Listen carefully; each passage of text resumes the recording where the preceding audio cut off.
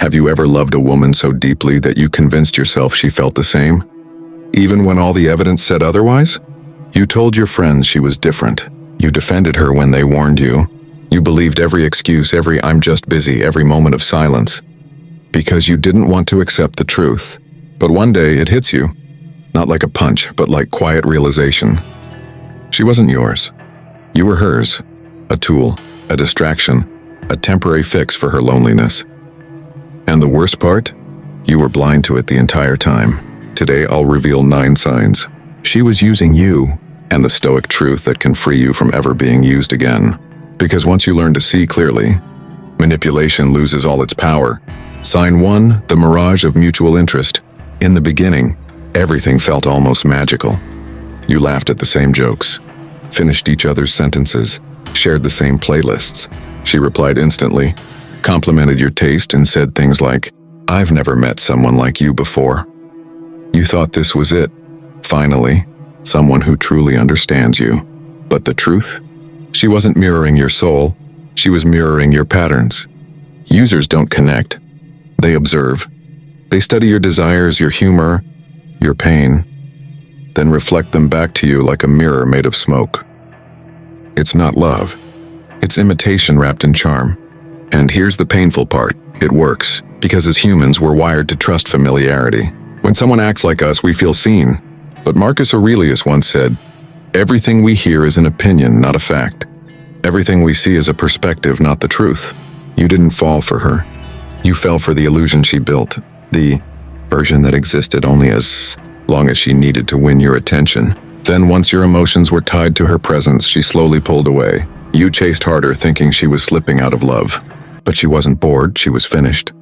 She got what she wanted. Your validation, your effort, your devotion.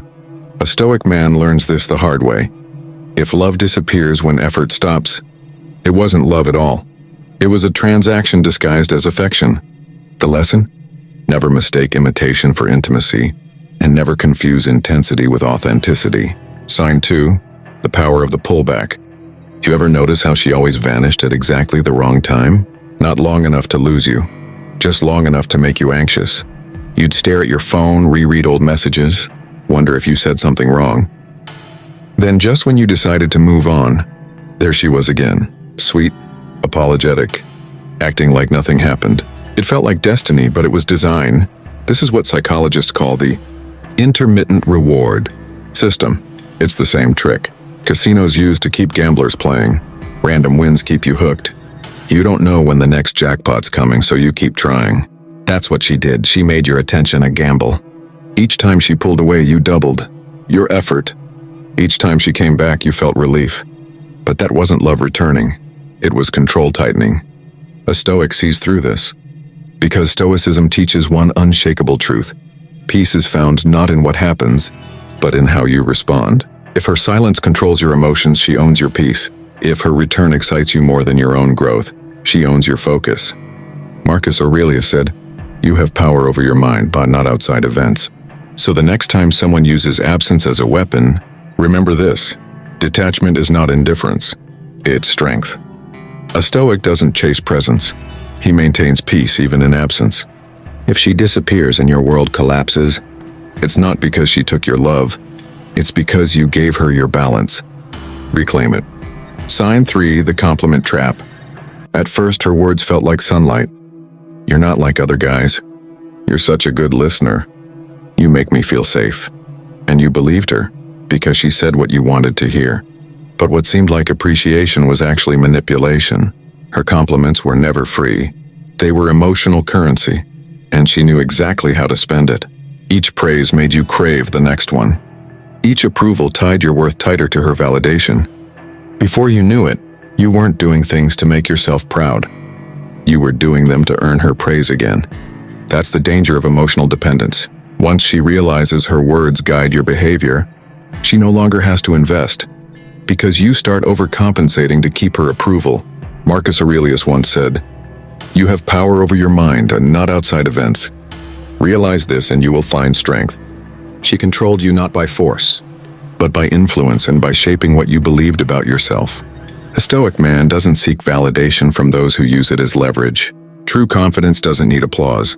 It's quiet, grounded, self-sustained. So when a woman's words sound too flattering, ask yourself, does she admire me or is she conditioning me? Because there's a difference between a woman who empowers you and a woman who entraps you. A Stoic knows, real love uplifts. Manipulation flatters only to exploit. Learn to recognize the difference. That's where your freedom begins. Sign 4, the emotional leech. She didn't just want your time, she wanted your energy. Every conversation was about her problems, her pain, her struggles. You became her emotional safety net. When she was sad, you were her therapist. When she was angry, you became her punching bag. But when you were the one falling apart, she suddenly had no time. No energy, no empathy. That's not love, that's extraction. You see, emotional leeches don't come to heal. They come to feed. They take from your strength until you're empty, and then blame you for being weak. They call you cold the moment you stop bleeding for them.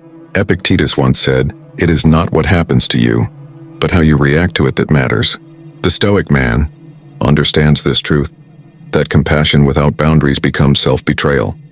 You can care deeply, but you must never allow someone to drain your peace to keep them comfortable.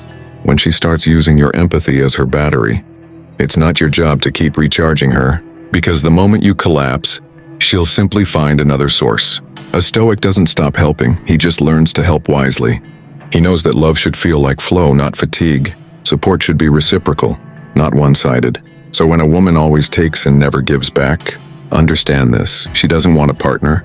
She wants an emotional supplier. And when you finally walk away, she'll call you heartless. But truthfully, you just stopped dying for someone who was never trying to live with you. Sign 5, the performance of vulnerability. She told you about her past, the heartbreak, the betrayal, the men who wronged her. Her voice trembled. Her eyes teared up. You felt sorry for her. You thought you'd be different. You'd protect her, love her better, heal what others broke. But that's exactly what she wanted. See, some people weaponize vulnerability. They share their pain not to connect but to control. Every tear, every tragic story becomes a ticket to your sympathy. Once you see her as the hurt one, you'll give her endless forgiveness. You'll justify her silence, her manipulation, her moods, because after all, she's been through so much.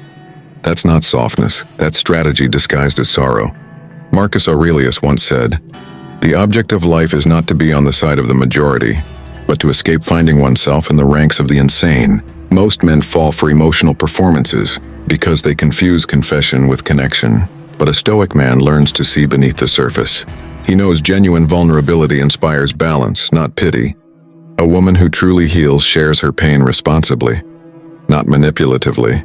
When she uses her trauma to excuse her toxicity, you must remember, compassion without boundaries isn't healing. It's enabling. A Stoic heart can love deeply but stays rooted in reason. So when you sense her story being used to reset the rules, step back. Because the moment you allow pity to replace perception, you lose your power. Love her pain, but never let her pain become your prison. Sign 6, the spotlight paradox. You noticed it early. The constant need for validation. Every post, every story, every photo wasn't about sharing life, and it was about collecting attention. She wanted to be adored by everyone, not appreciated by one. And when you asked about it, she said, "You're overthinking." But deep down you knew she didn't belong to you. She belonged to the spotlight. The more loyal you became, the more powerful she felt. Because your devotion wasn't enough, she needed an audience. Your affection was fuel for her ego, not her heart. Marcus Aurelius wrote about this kind of emptiness when he spoke of external attachments, seeking meaning in things outside your control. Fame, validation, applause, and always leads to misery. And that's exactly what she did. She used your loyalty to decorate her insecurity. She needed eyes on her to feel worthy. While you were building a connection, she was building a brand. A Stoic man understands. Love that needs an audience isn't love. It's performance. A woman who constantly seeks attention will never find peace, and she'll destroy yours to feed her own void. You can't compete with a spotlight, because a spotlight doesn't love back. It just shines until it burns out. The Stoic truth? Never beg for attention from someone addicted to it. True connection doesn't need witnesses. Real love glows quietly, not loudly. Sign 7, the mystery manipulation. You could never quite figure her out, could you? Her stories had holes, her plans were vague, her emotions unpredictable. One day she'd say you're her world. The next she'd act like you're a stranger. You told yourself she was just complicated, but in reality, she was strategic. Confusion was her control mechanism. When people don't want accountability, they create fog. They make you doubt your memory, your instincts, your perception, until you start questioning yourself instead of them. That's how she kept you chasing answers that didn't exist. You were so busy trying to understand her that you never stopped to see what she was doing. Stoicism teaches that clarity is strength.